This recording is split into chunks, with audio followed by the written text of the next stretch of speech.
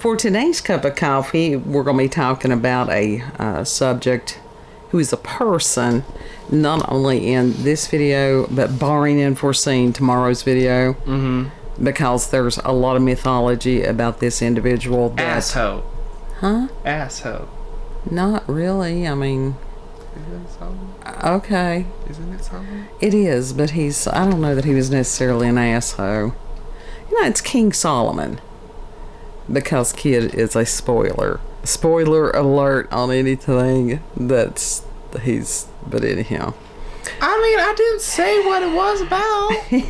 Yeah. This article that I'm going to start out with comes from Richard Milner, and that is from Grunge. It's May 4th, 2021. The link will be in the description box. And the article is entitled The Truth About King Solomon's Magic Ring. Now, how are you going to have truth about something that is mythological? Magic ring? Yeah. I never heard of a magic ring. Right. It's some cool stuff. Now, I was familiar with this because there actually is an occult book, which I can't remember the name of it right now, but it was supposedly a magical book. Mm-hmm. And some of the occult literature, I got rid of that a long time ago. But anyhow. Right. Because I will do that. I will buy things and then stuff happens and then I'll throw it away and then I rebuy it sometimes. Yeah. Not always. By the way, if I seem low energy, I'm tired. I did a lot today. I did ghost hunting too. So I'm low energy. Low vibes today. Anyhow. No high vibes today. Now, Solomon is one of the Abrahamic religion's most standout figures, and folks familiar with the Hebrew and Christian Bibles may know him as the ultra-rich son of David, and that is King David. And he was the one that unified the ancient tribes of Israel. They might also know that he oversaw the building of the first temple of Jerusalem around 1000 BCE, which was later destroyed by King Nebuchadnezzar of Babylon in 586 BCE.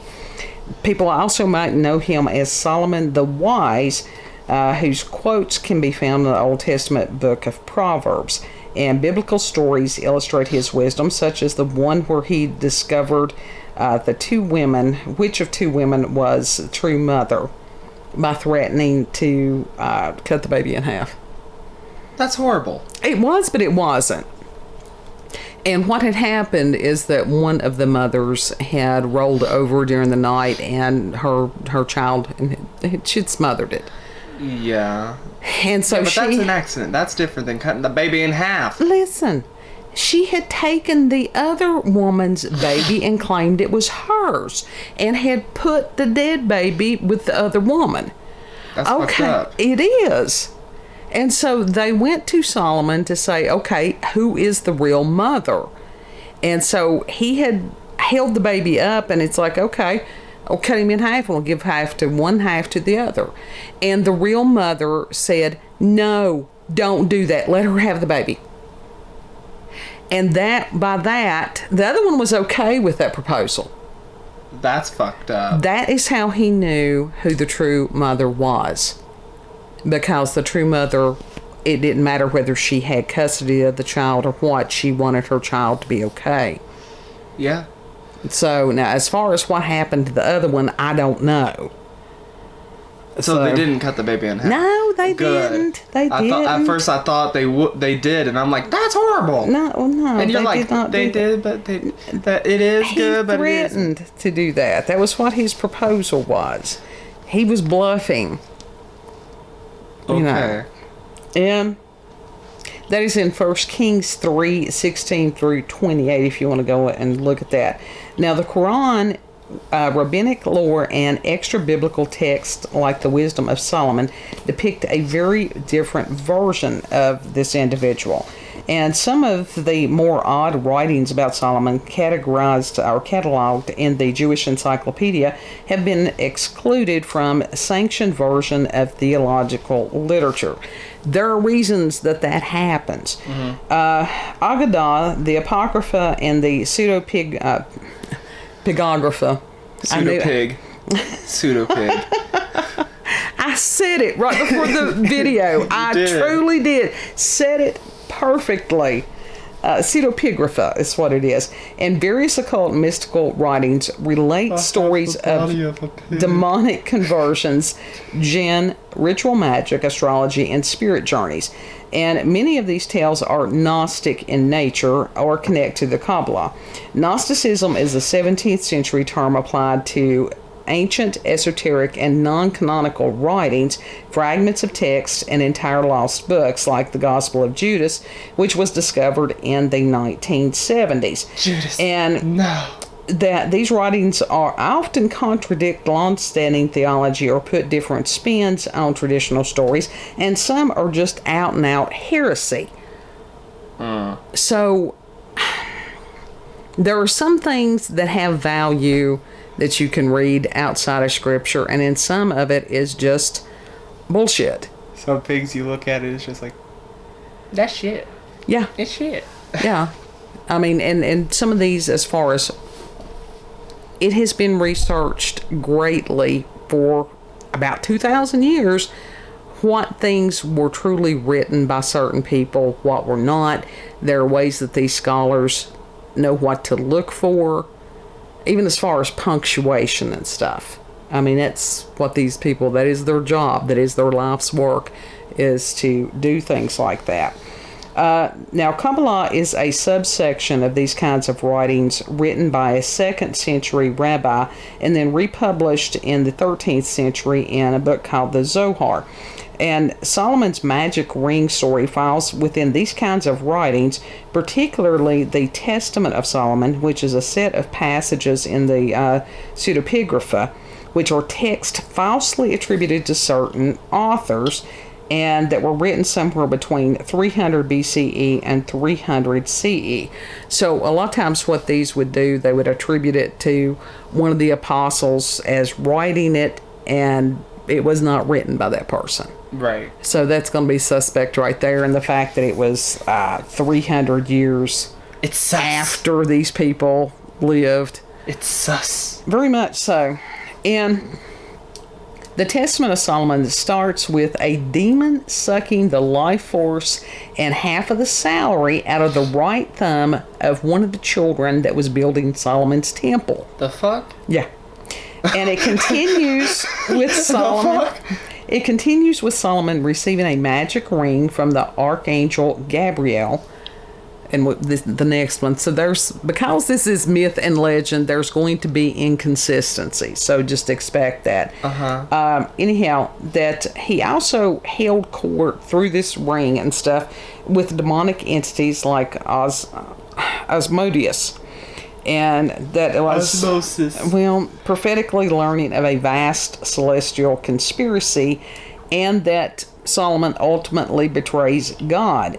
And the details within this writing apparently boggles the mind, which includes a demon, dog-like demon who was sealed using an emerald stone in Solomon's ring, a 3-headed dragon spirit who was the head of dragons, who ascended at the place of the skull, a female demon with 2 heads who has a thwarting angel, which is Raphael, and whom Solomon seals with a triple link chain, a cruel seahorse demon who gets sealed in a bowl, 36 heavenly bodies with heads like formless dogs.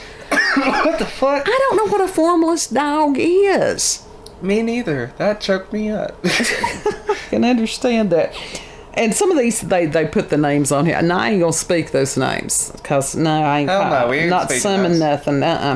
And then there was one that supposedly had legs like a mule and seduced honey-colored men because they were of the same constellation. So that makes you wonder, it's like, okay, is that some kind of ancient aliens type thing right there? And then another one who crawls like a snail and sets fields on fire.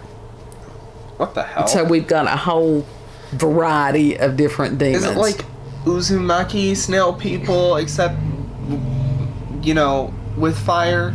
I don't know, and I very well may get another copy of this because I had read part of it when I had it years ago. Because they didn't, like, in Uzumaki, they didn't, like, set people on fire.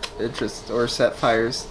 They just turned into snails. Yeah, well, these apparently do a little more than that. It says at the heart of the Testament of Solomon, written in first person, is Solomon's magic ring. And Solomon goes to the temple of God and begs for a way to capture and control the demon who is still in the vitality and salary of the kid. And then Archangel Gabriel shows up and gives the ring to Solomon. Solomon then gives the ring to the child laborer, who throws it at the chest of this thumb-sucking tormentor, who then, on Solomon's command, throws it at the chest of the prince of demons, and on it goes. So apparently it has to make contact with these things. Right. So it says that demon after demon comes to Solomon's court.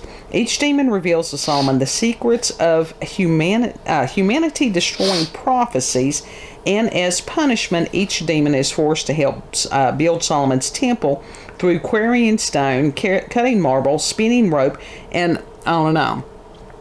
So Right. I think that's pretty cool. Yeah. And then Solomon places the seal of his ring on each demon and compels them to obey him. And of course, there are incantations and stuff, and also zodiac-based things that go along with each demon. Right. So that's actually is pretty damn interesting. Yeah. And it says, before you declare the ring tale totally bullshit, consider a couple of aspects of the story that correspond with both the Bible and the Quran. And Quran 27:17 implies that Solomon had direct control over anything created by Allah, including animals and the jinn, before him were perfectly organized in rows. And I think that must have been that he had the animals and the jinn line up. That's the way I read that sentence. Right. Now, jinn are more closely related to its daemons, which are sort of like earth spirits, and these are described in Plato's 385 BCE Symposium. And it says they're non-human, non-divine intermediaries between humanity and the gods. Like the entities that Solomon summons and commands in the Testament of Solomon, jinn sometimes interfere with humanity and attempt to tempt people away from the straight and narrow. Solomon's downfall, and he had a combined total of 1,000 wives and concubines. What the fuck? Yeah. Why?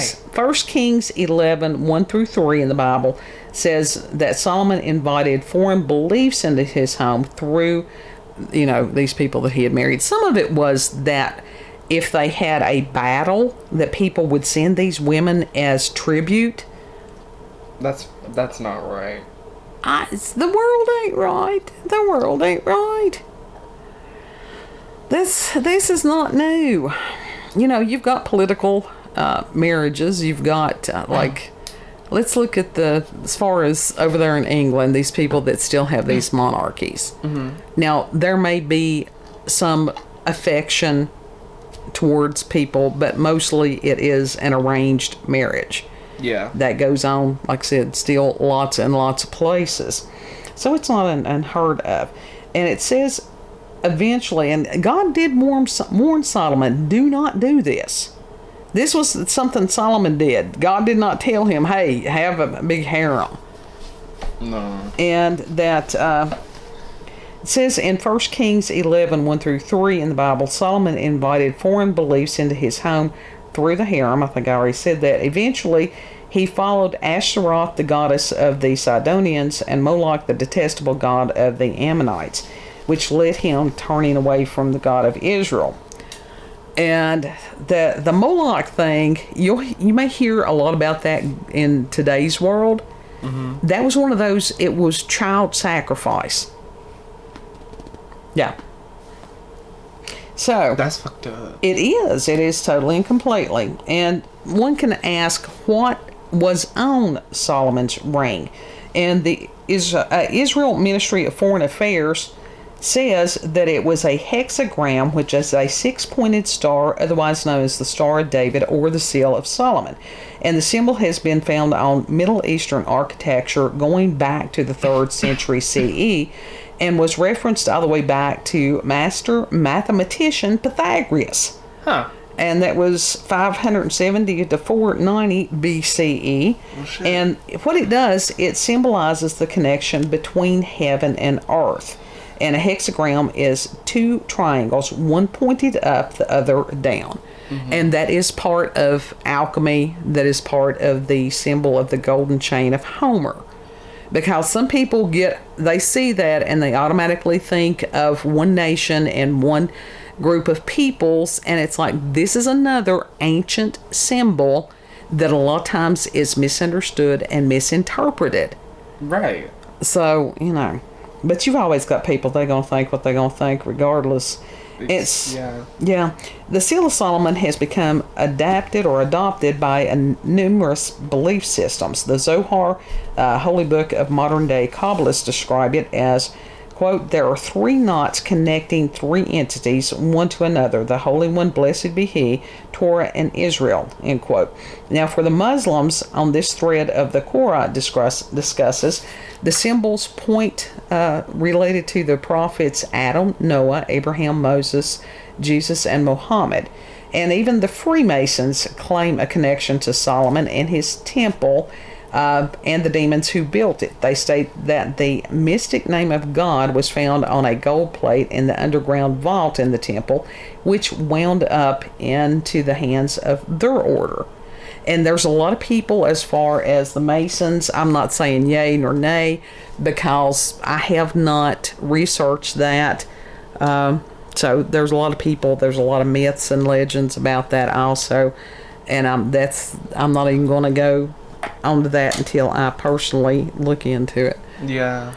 Other than knowing there are people that are good-hearted people, well-intentioned people that belong to this group and see it as a civic organization. Mm-hmm. That's it. But as far as the Ring of Solomon, that's some pretty cool stuff. Oh, yeah. And you were not familiar with that one? Mm-mm. No, not at all. Yeah. Yeah. To be able to call forth the demons and command that they tell their secrets. And that's the reason we're going to wait and do another video on the other mythology of King Solomon, because some of those things I was not familiar with, and it's really pretty cool. Okay. So I'm like, why not? There are things that are mentioned in Scripture that we have no clue about. That's like the ephod, which was a breastplate that was over the priest's garments, and that it had a stone for each of the 12 tribes. It was also some kind of an oracle device, because it could be King David had called for it one time because he had questions, and there was a letter on each of the stones for each of the tribes. And I don't know if it's one of those that over the years I have heard that some of the stones would light up when the question was asked, so I don't know if it spelled out an answer. It seems like that it probably would have. Mm-hmm. And there are a lot of people, it's like, oh, well, you can't do any of these things.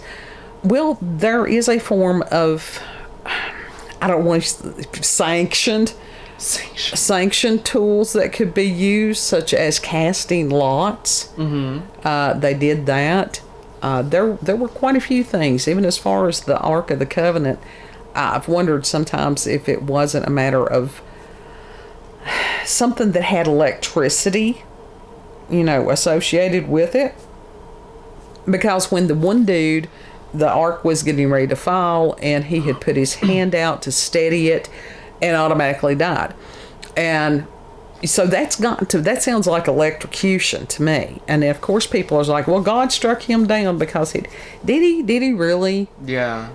And so some of these things that have been attributed to God was it God doing it, or was there technology during that time that we don't understand, and if these people were doing the best that they could to explain what was going on in their world. Mm-hmm. So, yeah. It's, dig deeper. Yeah. Dig deeper. But yeah, as far as, and there are people that they've got replicas of what they think that this ring looked like. Mm-hmm. Which would be interesting to have. Yeah. It but would be. Symbols, know what they mean. Do not be wearing stuff that you don't know what it means. I mean, you can wear a heart, but like... Yeah. Or anything else other than like some symbol type, like an actual symbol. Well, that's like these incantations and stuff, and if they're in other languages or whatever. Mute that so that you're not inviting spirits into your home. Right. I always skip past that shit. I do too, because you can just feel it, and it's like, no. That storyline does not need that at all, because some of these people do use actual incantations. Don't be summoning no demons, folks. No.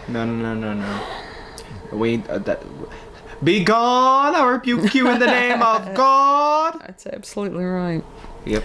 So I thought it was interesting. Yeah, it is interesting. And if people will, sort of listen.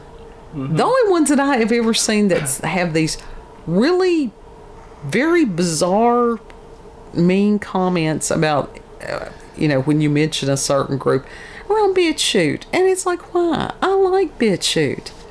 Mm-hmm. But I don't understand why that it is, there's so many people that they just look for something to say, and that is the usual comment. Oh, you're a...